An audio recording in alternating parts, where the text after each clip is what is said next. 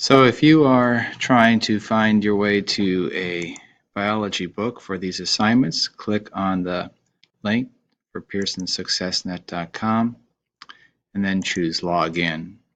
You'll need the username and password from the previous screen.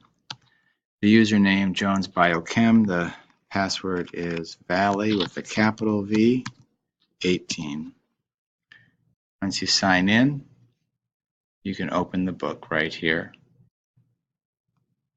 The book will open up in a new window, and you can maximize the screen if you like. But we are working in chapter 3 and 4, so you can click right there to get to chapter 3, or you can open up to get to a specific section. There are other ways to view the book. This sometimes works better if the window is a little bigger.